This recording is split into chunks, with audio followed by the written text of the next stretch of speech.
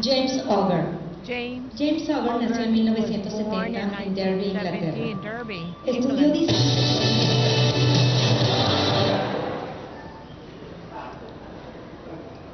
¿Va a empezar otro video o no? Bien. Comenzamos de nuevo. James Auger nació en 1970 en Derby, Inglaterra.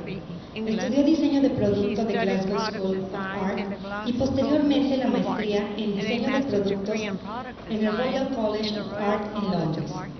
Ha trabajado como investigador asociado para Media Lab Europe, grupo europeo asociado al Media Lab del MIT. Después de ser nombrado catedrático en el Royal College of Art, James regresó a Londres, en donde ha estado enseñando, y continuó su investigación en el Departamento de Interacciones de Diseño. Es socio en la firma de diseño especulativo Auger Rousseau, cuyos proyectos han sido publicados y ha participado en exposiciones internacionales, incluyendo el MoMA en Nueva York, el 21-21 en Tokio, The Science Museum en Londres y el Festival Art Electrónica. Algunos de sus proyectos forman parte de la colección permanente del Museum of Modern Art en Nueva York. Auger se presenta regularmente en conferencias internacionales y es miembro concurrente del jurado para el premio de diseño IT. Antes de convertirse en diseñador, James concluyó prácticas de ingeniería en el Rolls-Royce Aero Engines y trabajó como técnico de efectos especiales para cine y televisión. Vamos a darle un fuerte aplauso a James Auger.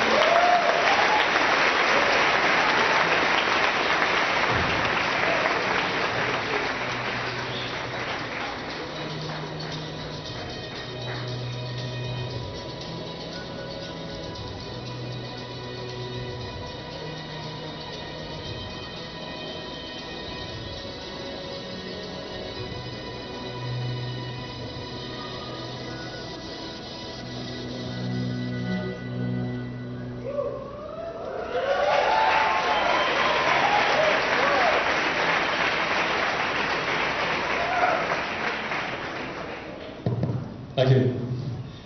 Well, first and foremost, thank you to Christina for the quiero dar las gracias a Cristina por esta excepcional invitación. Es la primera vez que visito a México y es un gran placer estar aquí. Esta es una maravillosa ciudad.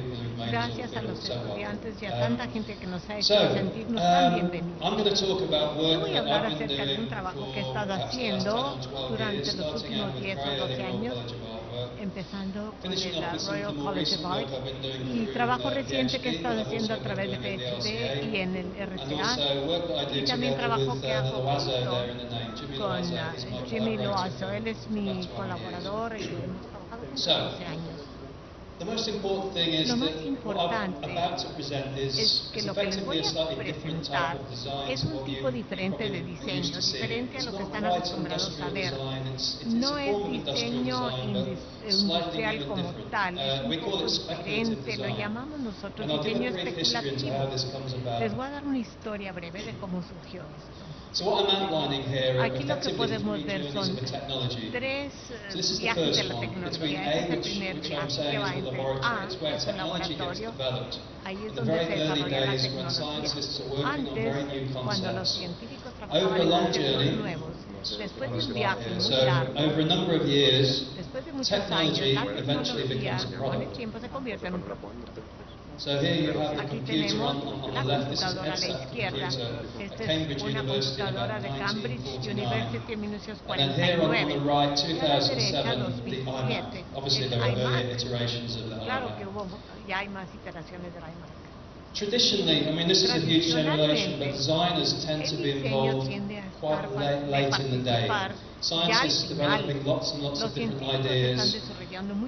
Computer technology, in this case, going through iterations for military and business and so on. And eventually, designers are becoming involved very late to give form, to give interaction, to give behavior to the product, to make them saleable and desirable in our homes.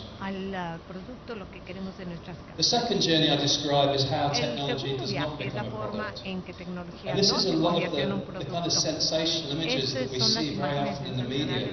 sensationalizing technology. Tantalizing is about the future products that might become. So this is Electro, it's a robot from Westinghouse Company, and this was exhibited in the 1939 World Fair in New York. And they described this robot as being this product that was soon to enter the home, doing all of our housework, it would clean the clothes, it would look after the children. And you can jump forward to this year, and you'll see Honda making the same kind of promises with Asimo. It's a promise that never fails to go away. Similar to things like jetpacks, they've been around in the public domain for a long time, ideas of human beings flying around with these magic devices on the back. But a lot of these ideas are what we call technological dreams. Scientists playing with technology, engineers describing very exciting functional products, but they tend to ignore everyday reality. So, for example, could you imagine waking up in the morning, reaching over to turn off the alarm clock, and this device is stood there with a cup of coffee? It would be pretty freaky, and most of us would have a heart attack. Likewise, things like jetpacks ignore the kind of everyday reality of insurance policies, of urban planning. If you talk to the car guys over there, they'll talk about the problems of bringing new types of systems into life. It's very, very complicated to overcome these kind of infrastructure, so human beings flying around our cities like this is a complete dream. So the final journey I'll talk about is how technology could become a product, and this is effectively speculative design. It's applying a more considered and informed approach to emerging technology, to technology that is emerging out of laboratories today, and speculating in very informed and very, very considered ways on the type of products that could come about in our near futures. And the point of doing that, it gives us a taster for what our futures could be like.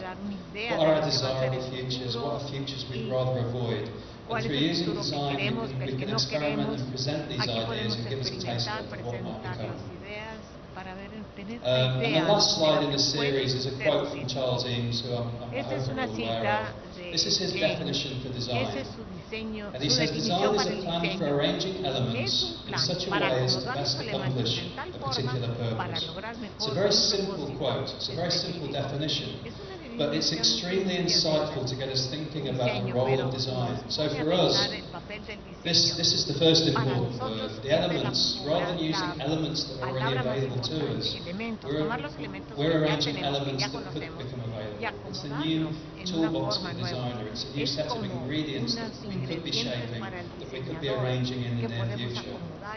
And the second important word is this idea of purpose. What's the purpose of the products that we use?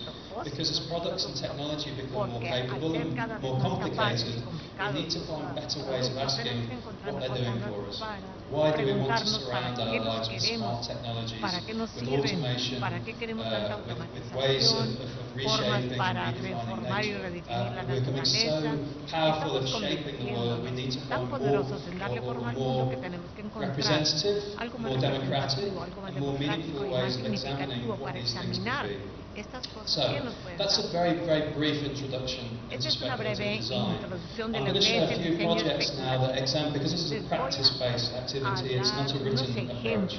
So I'm going to show a few of our practice-based projects that we've done over the past 10 years that describe how we do it and why we do it and what the consequences are. So, this is the first project that Jimmy and myself did together in 2001. We were still students at the Royal College of Art at this time. This is a project called the Audio Tooth Implant. Effectively what it is a telephone that would be implanted in the tooth during routine dental surgery. So we were looking at ideas of human enhancement. Lots of people were talking about technology entering the body to make us better at doing things, to give us better performance. We were thinking that this is a really important potential next stage for human beings, and we should be thinking about it a little bit more. This is one of the people who was exploring that space. This is a scientist at Reading University called Kevin Warwick. He calls himself the world's first human cyborg. And I apologise if anybody's squeamish. no sé si no les But this va a is gustar esto, pero a photograph of an esta es una operation that fotografía de Kevin una Warwick is going operación que through. le están haciendo a Kevin This is Warwick. the equipment being Este es el tested. equipo He's que having están probando. technology A él le implanted están in his arm. implantando It's basically an tecnología en el brazo. RFID tag, which Es is a un near field RFID. effect technology. Es una tecnología What the implant allowed him to que le do permite was to unlock the door abrir to la his office puerta at the de su university. oficina en la universidad. That's it. It's Y eso basically es a todo. key that's part of Es his como body. una llave, pero está implantada en su cuerpo. The question is, La would you be cuestión willing es, to go through that level of invasive